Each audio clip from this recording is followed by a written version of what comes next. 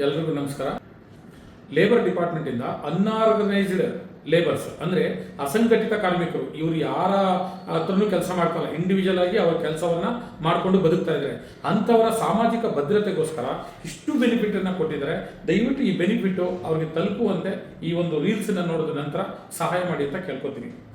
ಯಾರ್ಯಾರು ಬರ್ತಾರೆ ಈ ಕಾರ್ಮಿಕರು ಅಂದರೆ ನೋಡಿ, ಟೈಲರ್ಸು, ಅಗಸರು, ಬಿಡಿ ಕಾರ್ಮಿಕರು, ಅಕ್ಕಸಾಲಿಗರು, ಕಮ್ಮಾರರು, ಕ್ಷೌರಿಕರು, ಬಿಡಿ ವರ್ಕರ್ಸು, ಬೀದಿ ಬದಿಲಿ ವ್ಯಾಪಾರ ಮಾಡ್ತಕ್ಕಂಥವ್ರು, ಫೋಟೋಗ್ರಾಫರ್ಸು, ಆಮೇಲೆ ಕೇಬಲ್ ಕಾರ್ಮಿಕರು, ಅಗರಬತ್ತಿ ತಯಾರು ಮಾಡೋರು, ಬೈಸ್ಕಲ್ ರಿಪೇರಿ ಮಾಡೋರು, ಹೂವು ಕಟ್ಟೋರು, ಜೇನ್ ಸಾಕೋರು, ಕುರಿ ಸಾಕಾಣಿಕೆ ಮಾಡೋರು, ಬಡಗಿ ಕೆಲಸ ಮಾಡೋರು, ಅಡಿಕೆ ತಟ್ಟೆಯನ್ನು ತಯಾರು ಮಾಡತಕ್ಕಂಥವ್ರು, ವಾಲ್ಗ ಓದೋರು, ಬಳೆ ವ್ಯಾಪಾರ ಮಾಡೋರು, ಮತ್ತೆ ಲಾವಣಿ ಪದಗಳನ್ನು ಹೇಳ್ಕೊಂಡು ಓಡಾಡತಕ್ಕಂಥವ್ರು, ಮತ್ತೆ ಆವನ್ನ ಹಿಡಿಯತಕ್ಕಂಥ ಕಾರ್ಮಿಕರು, ಬೇಕರಿ ಕೆಲಸ ಮಾಡೋರು, ಅಡುಗೆ ಕೆಲಸ ಮಾಡೋರು, 101 ಥರದ ಕಾರ್ಮಿಕರಿಗೆ ಸರ್ಕಾರ ಈ ಸವಲತ್ತನ್ನು ಕೊಟ್ಟಿದೆ.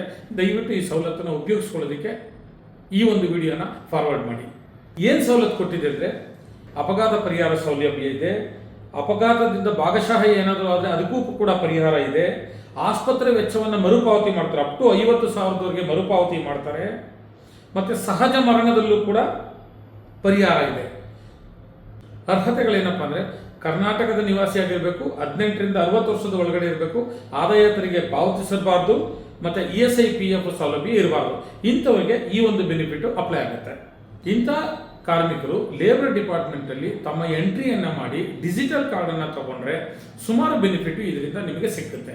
ಆ ಬೆನಿಫಿಟ್ಟು ಏನು ಸಿಕ್ಕುತ್ತೆ, ಯಾವ ರೀತಿ ತಗೋಬೇಕು ಅನ್ನೋದನ್ನು ಡೀಟೇಲಾಗಿ ಎಕ್ಸ್ಪ್ಲೈನ್ ಮಾಡಿದ್ದೀನಿ.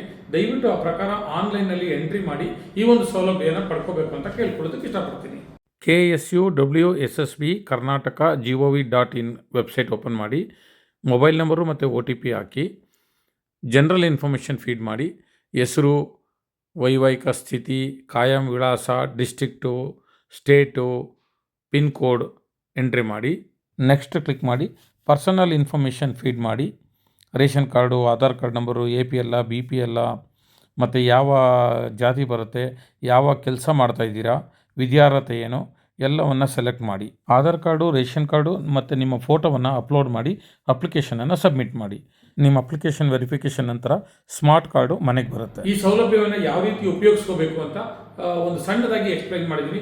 ಪೂರ್ಣ ಪ್ರಮಾಣದಲ್ಲಿ ನಾನು ಯೂಟ್ಯೂಬ್ನಲ್ಲಿ ಇದನ್ನು ಅಪ್ಲೋಡ್ ಮಾಡ್ತೀನಿ. ಸುಮಾರು ರಾಜ್ಯದಲ್ಲಿ 35 ಲಕ್ಷ ಕಾರ್ಮಿಕರಿದ್ದಾರೆ ಅಂತ ಅಂದಾಜಿಸಿದರೆ, ಯಾರಿಗಾದರೂ ಇದು ಸಹಾಯ ಆಗ್ಬೋದು. ದಯವಿಟ್ಟು ಈ ವಿಡಿಯೋನ ಶೇರ್ ಮಾಡಿ. Thank you.